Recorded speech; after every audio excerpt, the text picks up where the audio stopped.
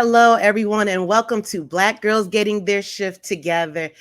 Today, again, is going to be another, for me, and I'm sure other people as well, a triggering conversation. And it's all about emotional spending or impulse buying. So if you're listening to this on the replay or on the audio podcast, send me a message and let me know what you all think about this episode and if anything just rattled you like it has been rattling me.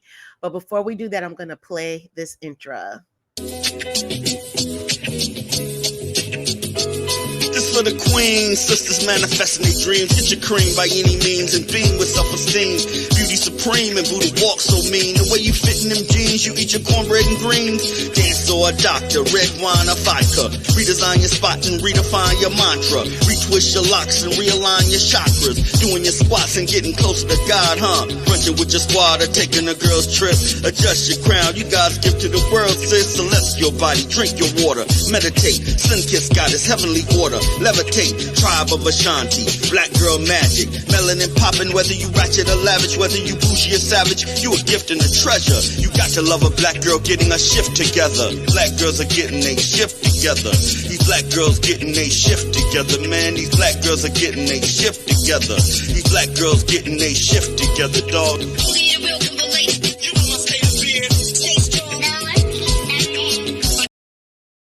And we are back. So yes, like I said earlier, tonight's episode is about emotional spending. So I have a wonderful guest that I've been stalking on Facebook for quite some time now. I am going to take her out of the waiting room. Hi, Hey, Ursula. How's everything? I'm well. How are you, Sierra? Well, thank you for asking. Once again, thank you for having me on your platform. I greatly appreciate it. You're welcome. And again, thank you for saying yes. I was very excited. I didn't tell you this earlier, but I actually messaged you, I DM'd you, and I left you in queue for a while. Yeah. So every time it was just as a reminder. So that goes to show you how long I've been wanting to do an episode. So I'm very happy. And I see we're both lock sisters. Yes. That's another thing that drew me to you. I was like, okay, she gets it. Yes. So, can you tell everybody who you are and what you do? Yes, absolutely. Hi, everyone. My name is Sierra Hillsman. I'm a licensed professional counselor and a certified clinical trauma professional. I reside in Atlanta, but I'm licensed in the state of Georgia. And my primary focuses are trauma, life transitions, and addictions. And basically, I just enjoy helping people through their mental health concerns and whatnot, educating individuals to grow a better sense of self, build a healthy relationship with themselves as they fulfill their purpose. But that's essentially it. Look, that's just it. That's a lot. Oh, and everyone, make sure and check out Sierra's Instagram. I will drop it in the chat. But you've been quite a guest quite a few times on the local television station. Yeah. That's impressive. Thanks. But I think it's great because for people, especially in our community, to see someone that looks like us, some melanated people talking about mental health, and it makes the topic not as taboo as it once was. Mm-hmm. What are your thoughts on that?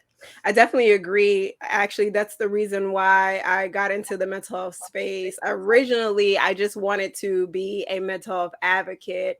I wanted to take the information that I learned in my master's program and disseminate it within communities of color, specifically the Black community. Ooh. And understandably, I grew up in neighborhoods or even with a family that lived from paycheck to paycheck. And let alone trying to get people to go to see their medical doctor, but trying to convince people to go see a therapist, that was a hurdle within itself. And so I love amazing clinicians who take the time to be able to share their wealth of knowledge and provide additional information regarding mental health or destigmatizing mental health, because obviously we've grown up with so many different stereotypes, like Black people don't go to therapy, or why would you pay somebody when you can talk to your family, or you're bougie, or it's all in your head. This is all just a label that they're trying to slap on you, and not recognizing that depression, anxiety, psychosis, all of those things impact our community. So once again, thank you so much for creating space on your platform to be able to talk about these things, because it helps to normalize a person's Yeah, mental health concerns. absolutely. And I wish we could, by having conversations like this, can normalize talking about therapy, because I know when I was growing up, that was a negative connotation. What's wrong with you? You need to go see a Mm, therapist, as if something, as if you're broken. mm, I don't yeah. like that. But I've been guilty of that. So I get it, but I'm definitely changing. I'm not stuck in my ways, but I wish we would normalize that as a community.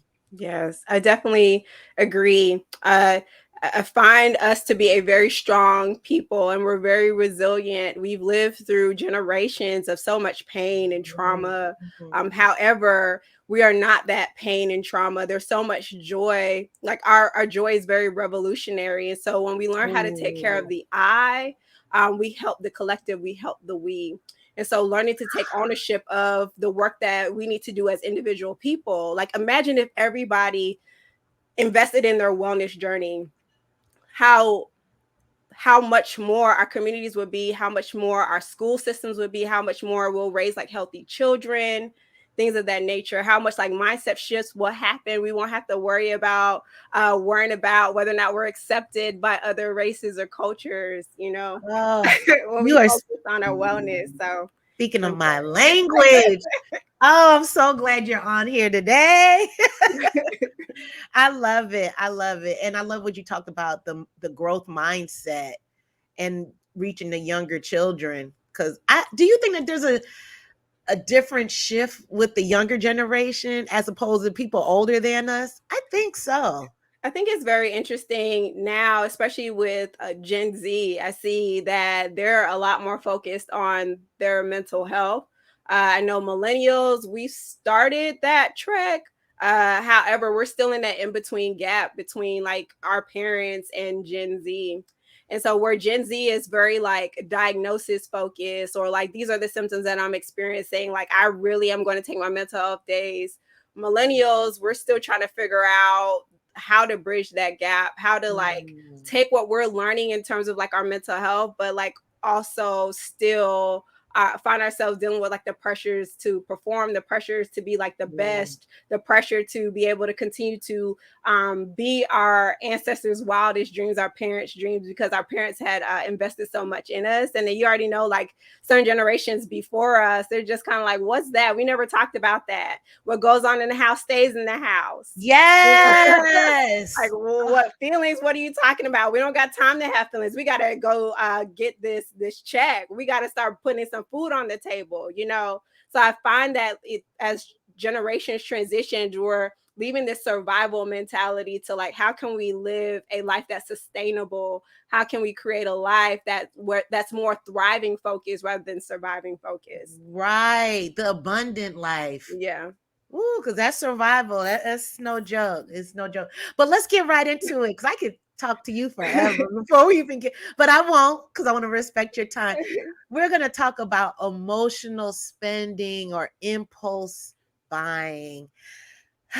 Deep breath for Okay. me. What do you consider emotional spending or impulse buying? Yeah. So even when I think about the concept of emotional spending, I'm like, what is the root cause? So immediately people think of retail therapy when we're Right. talking about the concept of emotional spending. So excuse me, identifying what is your trigger, what is causing you to want to spend excessive money, or what's causing you to buy without thinking. That's what I think about in terms of emotional spending. On the flip side, we have to look at it from, remember, like I mentioned, like the diagnostic perspective, because emotional spending is not just like a stress reliever, but it can also be a symptom for disorders like bipolar disorder. So in terms of like, Really? yeah. So when we're thinking about like the mania aspect of bipolar disorder, it's not just, okay, I'm going to randomly have sex with a person that I don't really necessarily know or engage in risk taking behavior, but it also looks like overspending, spending money that you don't have, getting yourself in this cycle of debt. So we have to figure out what is the root cause of this emotional spending, what does it serve, and what can we do to mitigate that, what can we do to like stop that as a usage of coping. Huh. So, as a psychotherapist, how do you decipher if it's bipolar or we're just wanting to get a dopamine hit of retail therapy? Yeah. So for one, whenever I get a new client, I'm just speaking for myself, what the is the typical response when you get a new client. You do a biopsychosocial assessment, identifying what are the diagnoses that the client previously had, or what are their presenting concerns or symptoms.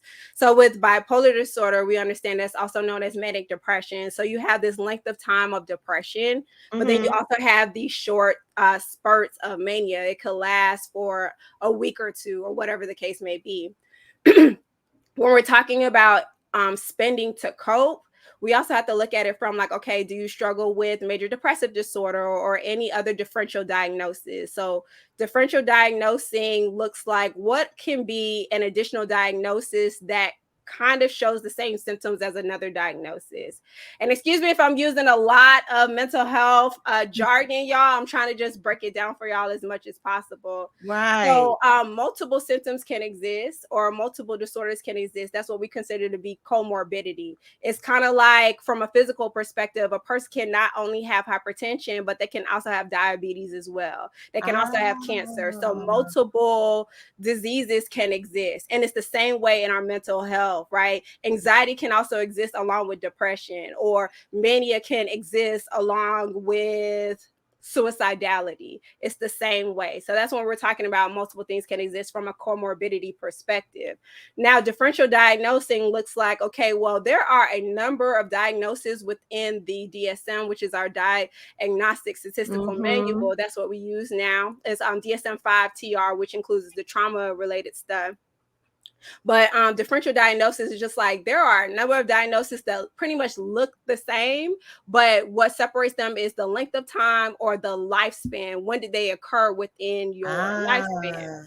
Ah, okay. So a lot of times people automatically assume, well, I have depression. Well, no, not necessarily. You might have a depressive disorder, or you might have adjustment disorder, or maybe you might have ADHD. Like, there are just certain diagnoses that look the same, but we have to look at their origin, length of time, and maybe even when did they show up within the lifespan. So going back to what you were asking in terms of like, how do you know the difference between bipolar disorder or maybe even emotional spending from like a coping mechanism, we have to figure out one's personal psychosocial history, but we also have to check to see what triggered it, what started it, what came first, the chicken or the egg. So Interesting. So, okay.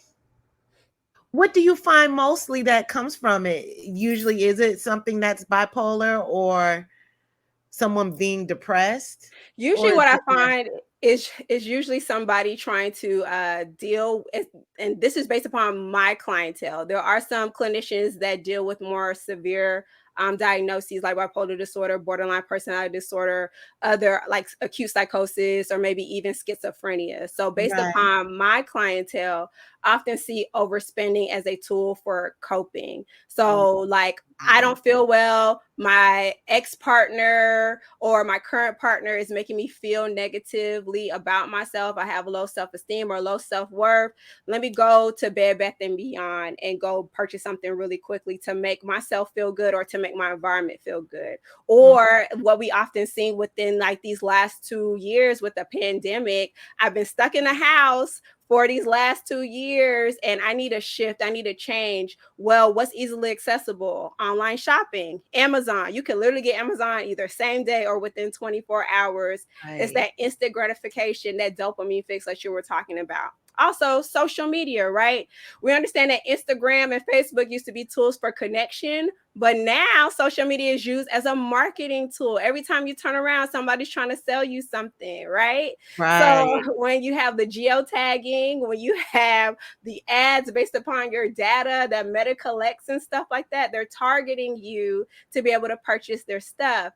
And so we have to be mindful and be realistic about one, what's in our bank account? Two, can I actually afford this? And three, what does this purchase serve? Wow, that's a lot. As you're talking, and you're talking about, okay, well, what's in your bank account? But in addition to the dopamine hits, it is literally like a drug because if someone wants to use some heavy, hardcore drugs, no one's thinking about their bank account. They're just wanting that hit. Mm-hmm. Wow. Wow. Are there any other trigger examples? Yeah, so other triggers could potentially be arguments, right? And this is just from like a general population perspective, right? I just got through arguing with my supervisor via email. I don't feel appreciated, so let me show myself some self appreciation. Or maybe I don't feel loved by my children. Like my children don't recognize how much I give to them. Let me take care of myself in this very moment. So understanding, like, it's so funny. Even as I bring that up, trying to decipher, determine what does self care look like versus Oh. overspending. Because we call things self care in the name of like the trend. Ah, And I know, a lot of things are very trendy nowadays in mental health. Self care, I'm triggered, or narcissism, and things of that nature. So I think a huge part of it is practicing that relentless honesty. That's number one. Can you what be honest with yourself? what do you mean Um, by the relentless honesty? I like that term. yeah, relentless honesty is being honest with yourself no matter what. Um, Mm. Not manipulating yourself. I think oftentimes we talk about, oh, how somebody made us feel or how somebody manipulated us to do those things, but or somebody's overstepping our boundaries. But think about how many times a day we overstep our own personal boundaries. Wow. Triggered. I feel so seen. And I'm like, even with that concept of triggered, I'm like, are you like triggered or are you offended? Which one? Or like, Triggered AF. and I'm like taking a moment to be like, okay, what about that is reprompting a response for you, right? Because I'm pretty sure this isn't the first time you probably felt that way. So, No. what is reprompting that particular response? What's causing that response to be elicited in this moment? So, we just Well, got to practice relentless honesty. If you're I going to can hold be somebody else accountable, learn to hold yourself accountable. okay. I'm gonna be transparent because this just happened 24 hours ago. So I'm on this weight loss journey, right? Okay. So I put on a shirt and it felt loose in the arms. I was like, oh, this feels good. I'm going to buy some ice cream. So I'm going to reward myself for some ice cream, which was so counterproductive. And as I Yeah. was driving to the place, and I kept talking myself out of it, but it's that push and pull, that pull and tug. And I knew it was the wrong. And so, anyways, fast forward, I finished it, and then I put the cup down. I was like, damn, why did I buy that? Yeah. Why did I buy that? Why did I reward myself with food when I'm trying to lose weight? And it felt like a dopamine hit when I was getting my keys and my shoes and getting ready to go Yeah. Yeah. Definitely. Thank you for your honesty and transparency in this Yeah. moment, because I'm pretty sure there's somebody who's listening and it's just like, dang, sis, I feel the same way. Right. And so even Mhm. then in that moment, taking the time to ask yourself, why would I undercut the progress that I've made? Or why Right. do I feel like I'm undeserving to maintain the progress that I Ooh. Ooh. Yes. Damn, that hurt. But it that's where I can grow from, because asking those why questions. And let me get really real and transparent. I was feeling very stressed from work Mm, and I needed a break, but that wasn't the healthy way. I mean, aside from the physical, but that I just kept powering through and I was just done. yeah. So, yeah, but it when I thought about it, it really came down to work and my loose clothes, but it came down to work as well. That was the core of it. Yeah, definitely. Yeah. So Ouch. and so even then in that moment, because I know you were talking about why questions, something that I always encourage my clients to do is like self-inquiry, right? If there's a particular behavior that you're trying to alter or change, get to the root of it. What about this particular behavior is still happening or occurring? And so we Right. ask ourselves, who, what, where, when, why, and how. Sometimes we have to be careful with the why questions, because sometimes we'll get caught up in not being able to answer the why. There are some questions we might not know the answer to, Is that and okay though? that's okay.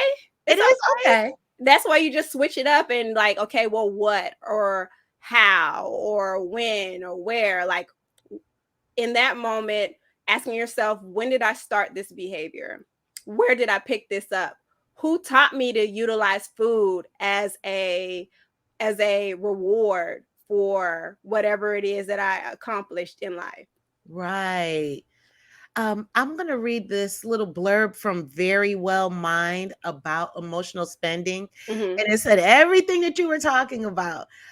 Some key takeaways: that emotional spending is money during a period, wait, excuse me, emotional spending is spending money during a period of heightened emotions like stress or Hmm. sadness. It often results in buying items you don't really need or even want. Mental health experts say that this is a coping mechanism to avoid addressing those difficult emotions, but there are many ways to deal with it. Yeah. Woo! And then it went on to talk about the pandemic. And I will say this, and this is including my home as well, going to certain friends, some friends' homes, and I would see a bunch of Amazon boxes, including my own house. So Amazon was probably a really big winner during the past 2 years. Oh, yes. Amazon, Postmates, DoorDash, Uber. It got so bad that Uber started dropping off drinks. Isn't that crazy? Alcoholic drinks. You are lying. Seriously. Are you Mhm. That's an serious? option. I didn't know. That is a whole option. Let me It's that instant gratification. I did not know. I must be behind, obviously. uh so when does it become an issue? So even when we're talking about like the counseling perspective, our Yeah. goal is to highlight how these behaviors are impacting your overall functionality. So Mm. we don't go based upon a dollar sign, but the impact that it has on your overall functionality. One, can how many times a day can you go without spending? Even like a day or maybe even a week. Or do you find yourself in the negative after you spend so much money? Do you find yourself spending the money that you need for something important like rent or maybe your kids' snacks or things of that nature on something else? So that's something for the client to address or identify. When does it become a problem for you? And not only don't look at it from a subjective perspective, but also objectively as well. Look at the numbers in your bank account. Look at the bank Mm. statements. Also, I know oftentimes we create these goals initially towards the beginning of the year, or maybe even these quarterly goals. However, does your spending impact your ability to draw closer to those goals? Say that last part again. Okay. Does your spending impact your ability to draw closer to the goals that you have? So, for Ah, example, if you say that I'm trying to save $5,000 because I'm trying to transition off of my job, well, with you overspending, how is that impacting your ability to be able to save for that $5,000? right. Wow. That's something to think about. So when does it become when it's compulsive, or is that the same thing? Compulsive and impulsive is the same thing. It's like the immediate response. You're doing it without thinking. Ah, okay. So that makes sense where I've read that if you wait 24 hours to see if you still want it or need it. That's a rule. That's a good rule of thumb. Yeah. But sometimes we have a way of tricking ourselves. I just gotta wait 24 hours. Oh, I still want it. Boom, there we go. So Cause I was going to have that ice cream before it closed at 24 hours. You're right. And we trick ourselves into mm, justifying why we need it. justifications and rationalizations. Oh my God. This is some good stuff. This really is. So, do you think how a person grew up financially, if that had anything to do with has anything to do with it? That is such a great question, Ursula. And I was waiting for you to ask me that question because I am so big on financial wellness. So Oh, I get into wellness counseling with clients, and financial wellness is one of the 8 domains of wellness. When we're talking about like the concepts of wellness, we're looking at ourselves not only from like an intellectual perspective, but also physical, social, occupational, financial, environmental, as well as just like all the spiritual component. Like yes. there's so many different things that make a human being up and that we completely forget. We only often see ourselves from a physical and maybe even a emotional or maybe even a spiritual perspective, those 3 domains, but there's so many things that contribute to our overall wellness.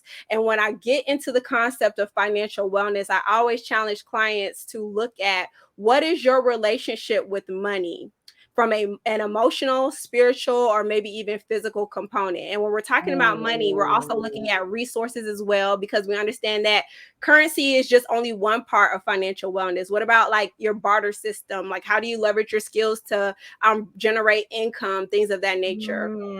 What Mm. is your relationship with money? And who taught you the belief system in relation to money? What experiences did you have growing up, or what experiences did you have across your lifespan? Because understandably, we come from like different families and we view money differently. And sometimes as we grow up and we have different experiences, our belief system changes. So even I know for me, I can speak for myself. Like I mentioned, I grew up in a home that lived from paycheck to paycheck, and Right. we really focused on exchanging time for money. As I grew up and become older, I realized that there's things like passive income, there's investing, there's other ways to generate resources. Mm. And so what is your relationship with your finances? Because are you a spender? Are you a saver? Are you an investor? Do you see money as something that needs to be stored away just in case there's an emergency? Or do you see your money as YOLO? You know, you only live once. Let's go vacation. Let's live in the moment. Or Right. do you see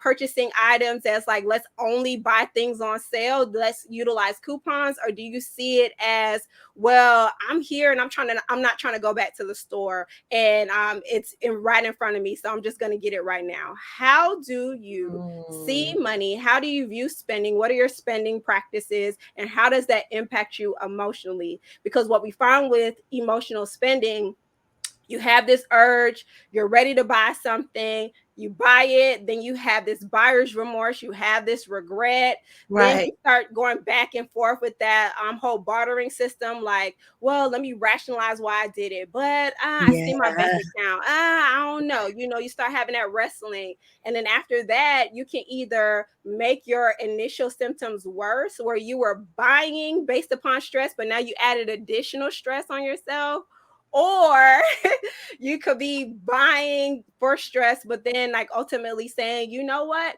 I'm okay with that. I'm just going to continue living life obliviously, pretend like this never happened, and never reprimand myself, never hold myself accountable. I'm just going to continue the cycle. So, Whoa. That's some deep wow.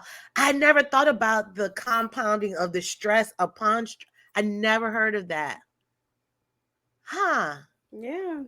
So, learning to play the tape all the way through. That's something that we talk a lot about in like the concept of recovery. So, if anybody is listening from an addiction perspective, whether you have addiction to food or maybe even addiction to drugs or alcohol or anything like that, before you engage in a particular behavior, play the tape all the way through. What is this thing going to look like in the long run for you?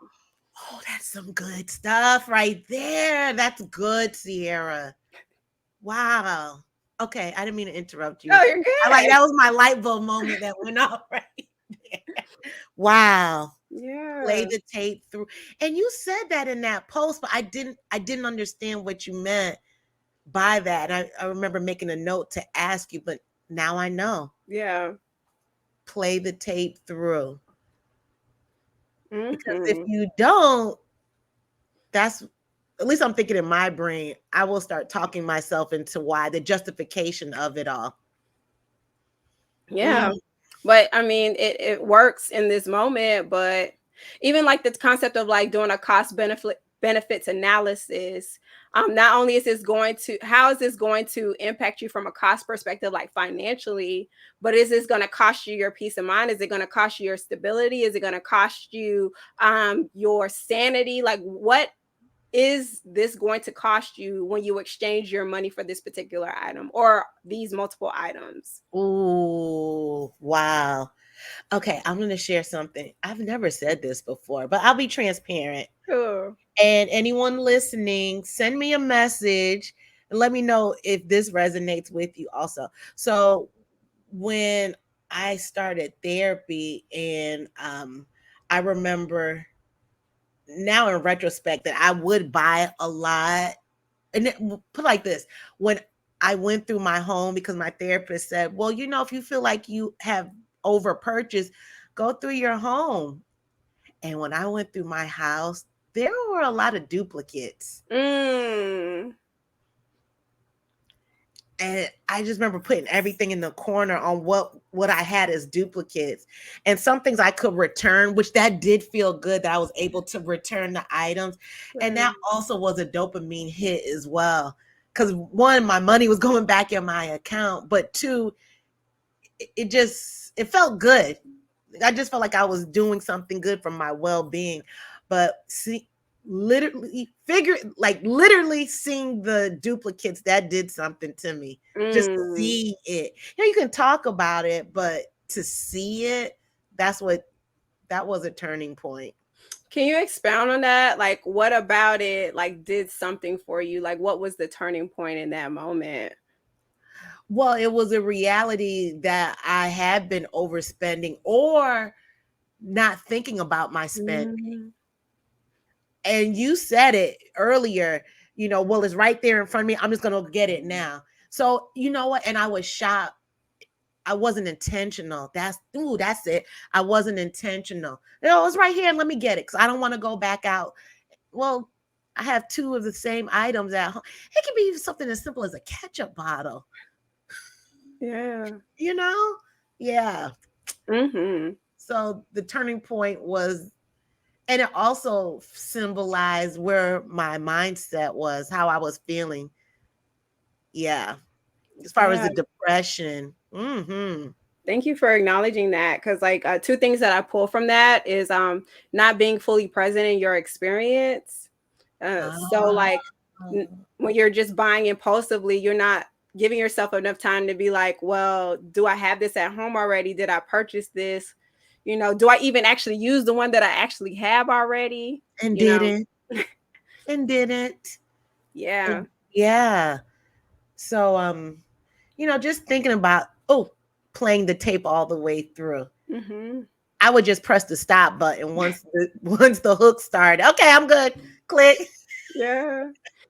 Yeah, The something else. What were you about to say? And the other thing that I appreciate it was like you mentioned that keyword intentionality. And Yeah. so learning to recognize, okay, let me not only be intentional with my dollars, but also let me be intentional with myself. Do I even want to put myself through this cycle of like rigmarole of having to face the fact that I bought multiple things and that I have to spend gas to go take it back, or I have to pack it up and send it back to Amazon? Like, even when Right. we're talking about the cost benefits analysis, like there's so much that goes into overspending. It's not just like, oh, I buy it and it comes here, but that cycle of regret, that guilt and that shame. And then like, oh, let me hurry up, especially if you have a partner and your partner knows that you have an issue with overspending. Let me try to hide this so that my partner doesn't know that I did this thing. So there's just so many different components to the overspending aspect of it. Two questions. Can you talk about that cost benefit analysis again? Yeah, so when we're talking about cost benefits analysis, like what are the benefits of engaging in this behavior? What is this costing me when I engage in That's this right. behavior? Mhm. So, when we're talking about like the genuine benefits, like how does this benefit my livelihood? How does this benefit my wellness cycle? And are these genuine benefits, not rationalizations, not justifications or anything like that? Right. How does this serve a particular purpose in my life? Now, when we're talking about the actual cost, we're talking about like the dollar, how much does this impact or hit my bank account, or how much does this impact my ability to reach my therapeutic goals or my financial goals? But Mm. like, how's this impacting me from like an emotional perspective? Will I have to trade my peace of mind to purchase this thing? Will I have to trade my stability and sanity for purchasing this thing? Will I have to trade like my sense of comfort for purchasing this particular thing? So just taking the time to Ooh. think about that. That I like that. I have to make a note of that. That's Okay. pretty good. And the second thing I wanted to ask, what's your opinion about, because I heard you mention about couples and say if one partner purchases something but they're hiding it. What are your thoughts on that? Hiding items. Yeah. So, one, why do you feel like you have to hide items? Two, how long has this behavior been taking place within a relationship? Three, does your partner know that you have an impulsive spending habit or a spending addiction, or if Mhm. this is your particular form of coping? And have you guys talked about it? So there's Ooh. just so many different things to consider when you have a partner who impulsively overspends. And then, like, how can you guys work together to combat this thing? And because remember, I was talking about earlier in terms of like taking care of the eye so that the we can be better. So, and Yes. when you become married or you have a partnership, you don't necessarily go at things alone. How can we collaboratively work together so that we can overcome this thing together? Mm. That's true partnership, teamwork. So I'm going to pull up this graph. You talked about it, about this cycle. And let me fix a couple of things first. Can you see it so far? Yes, I can see it. Okay. So, because this is an audio podcast, can you read and talk about what you see? Yeah, so in this particular cycle that you have shown is called the emotional spending cycle, where in phase one, an individual feels a strong or negative or positive emotion. And then in cycle two and phase two, we have the individual buying something to assuage or amplify that feeling. In phase three, they realize that they've overspent. And in phase four, they feel anxious or depressed about overspending. Mm. What are your thoughts on this cycle? It's literally like what we were talking about earlier. You have that prompting event, whether Right. it be an emotion or maybe a set of circumstances, whether it be positive or negative. Positive is like, oh, okay, I'm going to reward myself. Negative, or oh, I feel super stressed because of my spouse, or maybe even my children, or maybe even my work environment, or maybe I stress myself out. Maybe I'm disappointed in myself. So let me just go, let me go do something Mm. about it, and then just cycling all through that. And so taking the time to ask yourself, okay, well, is this going to make phase one feel worse than before? Yes. Ah, that I would think it would make you feel worse because it goes back to that compounding that you were talking about. Mm-hmm.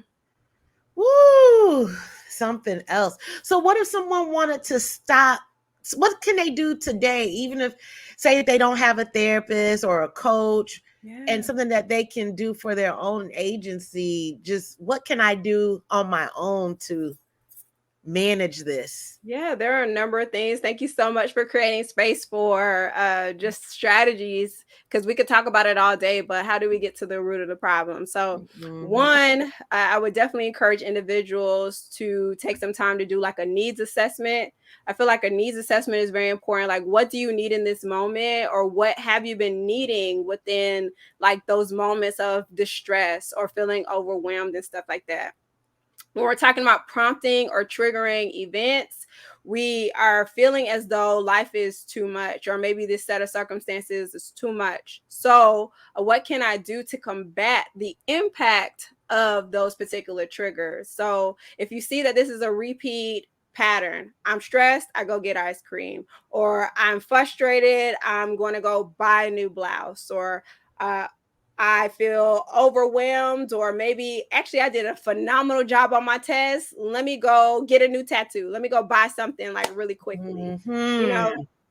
so taking some time to find opposite action, or maybe even find some activities that we can replace that spending behavior with. So, what do you need? Do you need to feel comforted? Okay, well, what in your house do you already have? You don't necessarily have to go buy a weighted blanket. Maybe you just need to go pull all of the comforters from your closet and just utilize all those comforters all at the same time. Or if you have a Right. pet, allowing the weight of that pet, or if you have a partner, spending time with Oh, that partner.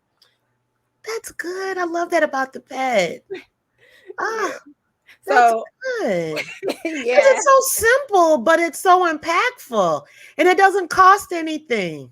Mhm. That's smart. Yeah. So, Huh. identifying what you need in that moment and what you currently have to help fill in the gap. Because essentially you're just trying to fill a void in that moment. So, what do you already have that we can use to fill the void?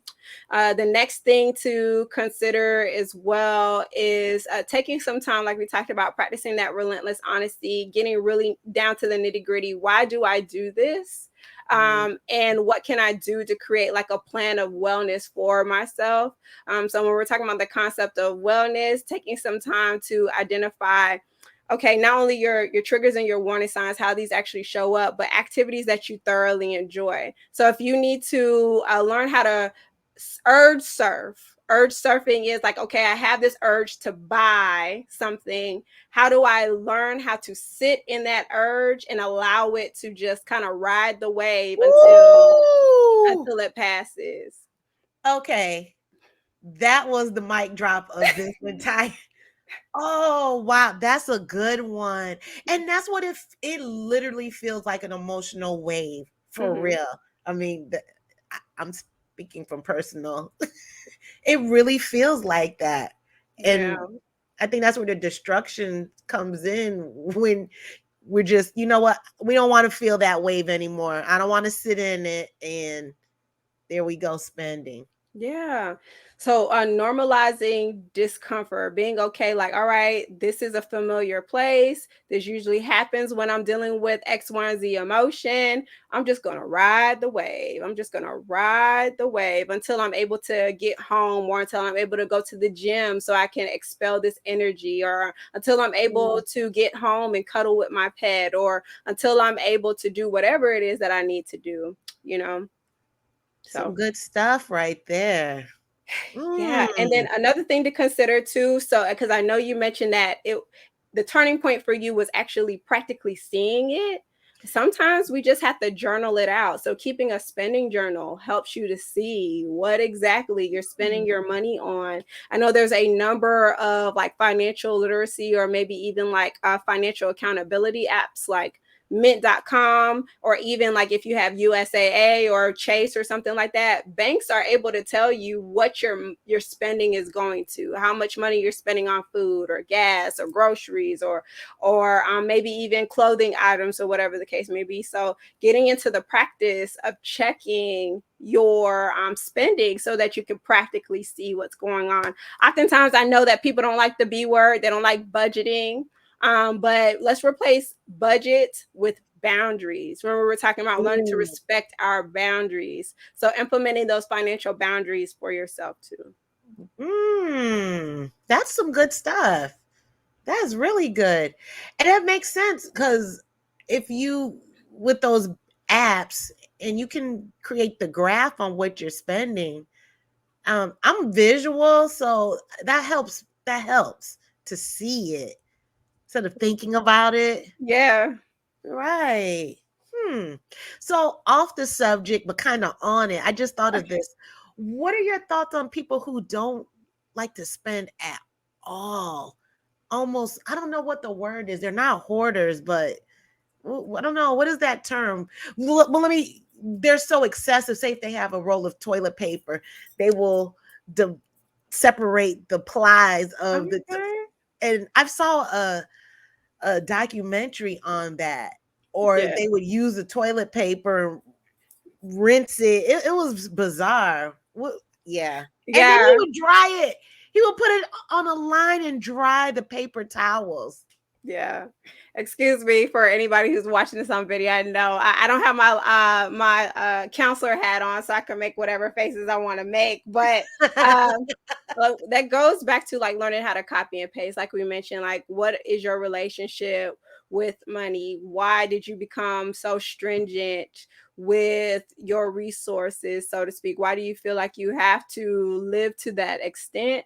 Because some people come from like wealthy backgrounds and maybe they've hit rock bottom and they never want to experience rock bottom again, or maybe their Mm, parents taught them how to learn how to stretch for quite some time. right. So that's something for people to consider. Like, think about what belief systems you grew up with or acquired through your caregivers. What is that term called when someone doesn't spend money? Or is there a term? I don't know. I'm not sure. I don't think there's a term for Yeah. it. Okay, I was just curious on that.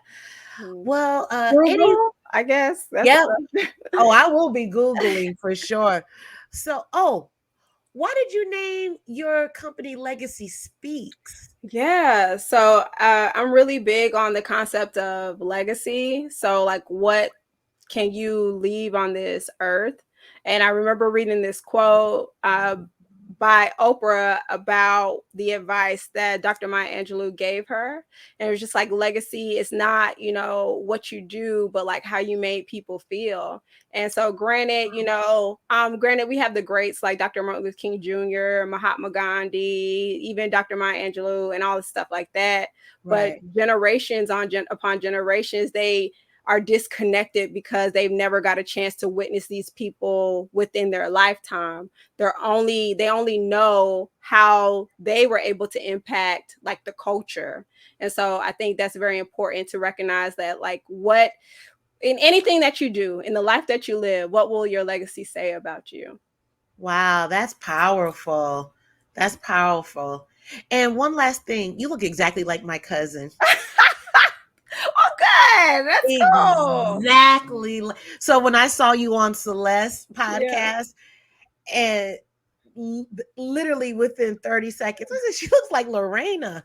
So I hope Lorena's a good person. Shout out to Lorena,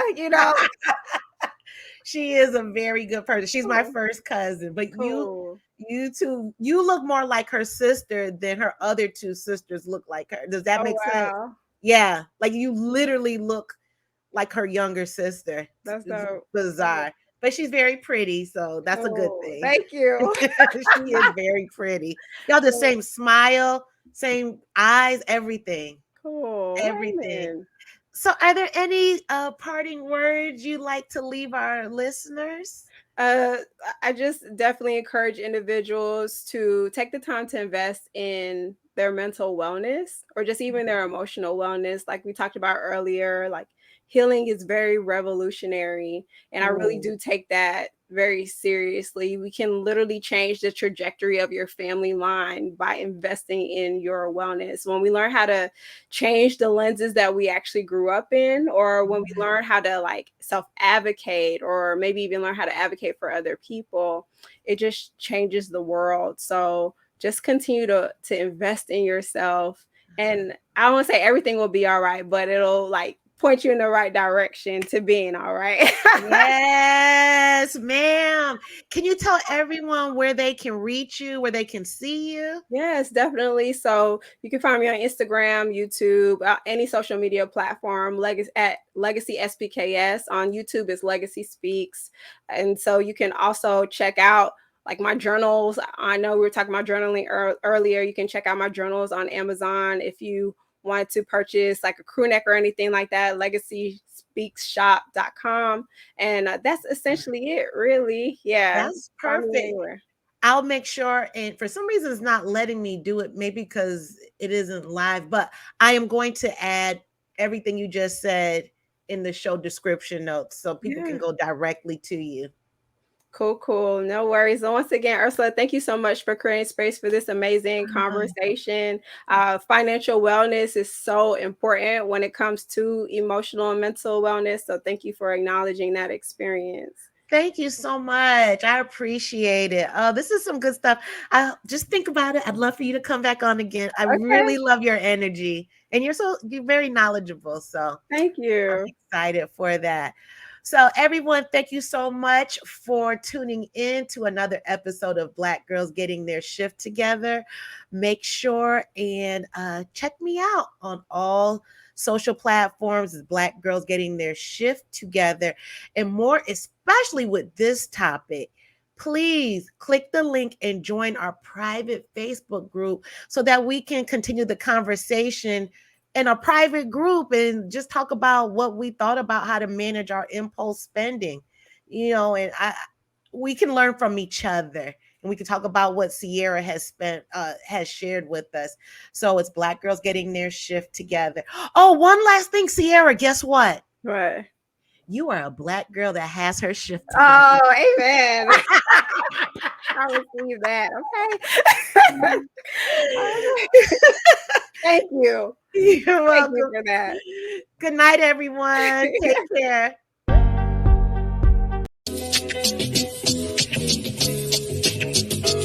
This for the queens, sisters manifesting their dreams. Get your cream by any means and beam with self-esteem. Beauty supreme and Buddha walk so mean. The way you fit in them jeans, you eat your cornbread and greens. Dance or a doctor, red wine or vodka. Redesign your spot and redefine your mantra. Retwist your locks and realign your chakras. Doing your squats and getting closer to God, huh? Brunching with your squad or taking a girl's trip. Adjust your crown, you God's gift to the world, sis. Celestial body, drink your water. Meditate, sun-kissed goddess, heavenly order. Levitate, tribe of Ashanti. Black girl magic, melanin popping. Whether you ratchet or lavish, whether you bougie or savage, you a gift and a treasure. You got to love a black girl getting a shift together. Black girls are getting a shift together. These black girls